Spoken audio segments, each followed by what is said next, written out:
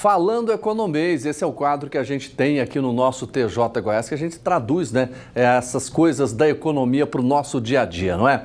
Hoje nós vamos falar também da importância do planejamento financeiro. Mas será que ainda dá tempo da gente fazer aquela organização do orçamento para esse restante do ano? Quem vai tirar essa dúvida também, outras para a gente, é o planejador financeiro, Gustavo Nunes de Andrade. Gustavo, tá tudo bem?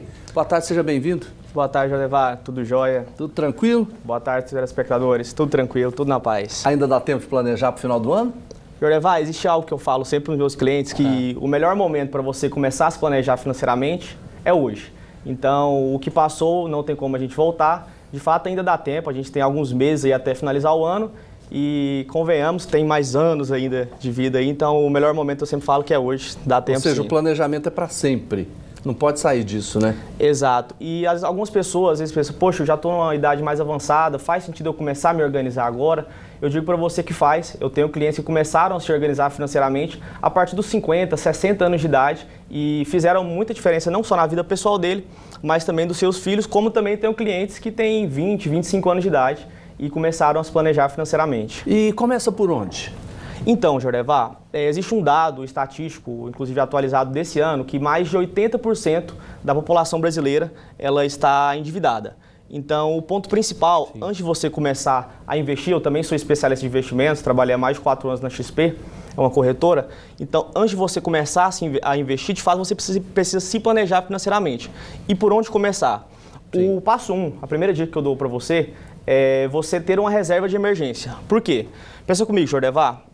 Você tem seu salário hoje, você, telespectador, tem um salário, em hipótese, de R$5.000. Todos os meses você gasta esses mesmos R$5.000 e não sobra nada. Você paga seus aluguéis, paga a alimentação e no final fica entre isso mesmo.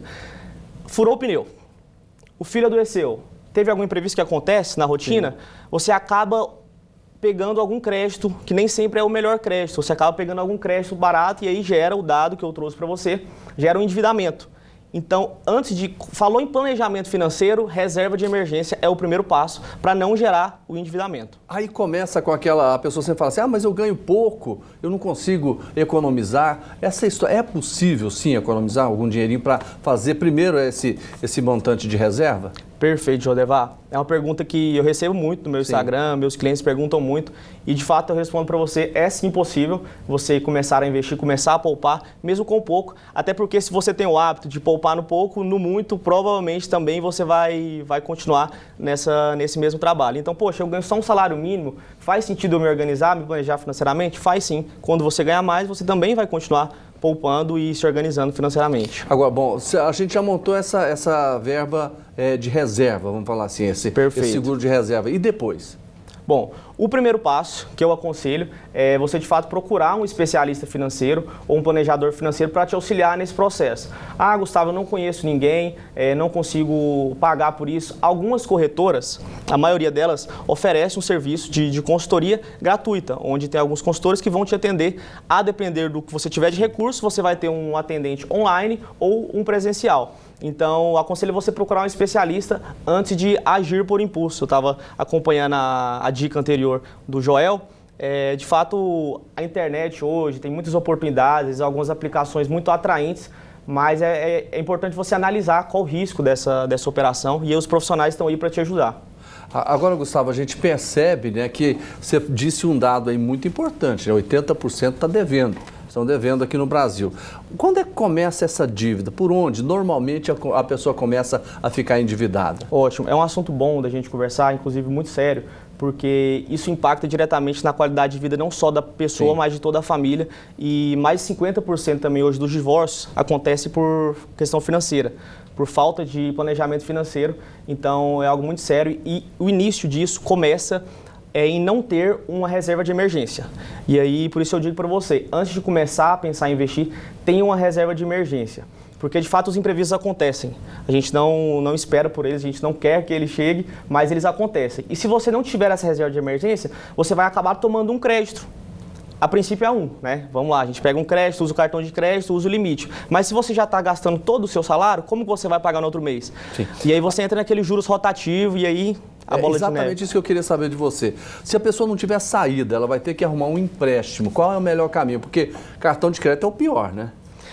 Nem sempre, Jordevar, nem sempre o cartão de crédito é a pior estratégia. Por quê? Se você tem uma organização financeira e você consegue utilizar o cartão de crédito durante os 30 dias e no final dos 30 dias pagar essa parcela, não é o pior caminho, até porque você utilizou o dinheiro do banco sem custo algum.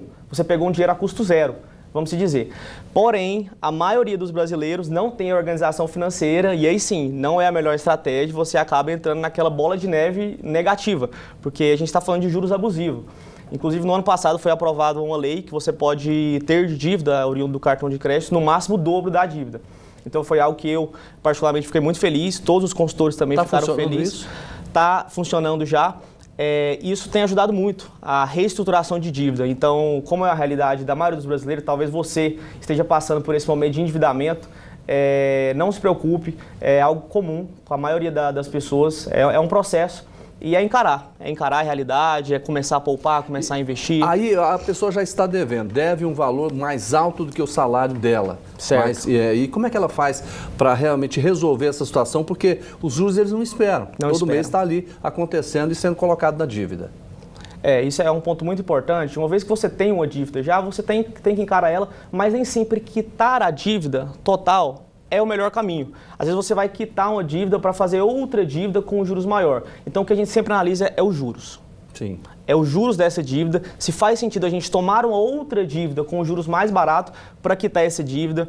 E nesse meio tempo, é melhor você se organizar financeiramente para quitar. E algo muito importante, caso você vá quitar a sua dívida, não pense em quitar ela parcial. Ou você quita ela total, ou você espera, tenta negociar com o banco da melhor forma, mas de fato tenta priorizar isso, porque a dívida ela acaba entrando na parte psicológica. Eu também gosto muito dessa parte de neurociência, então... Sim. Gustavo, se a pessoa, por exemplo, ela tiver um imóvel financiado em muitos anos, ela conseguiu um dinheiro aqui, o que se você sugere? Coloca esse dinheiro aplicado ou paga a prestação para abater lá no final das contas?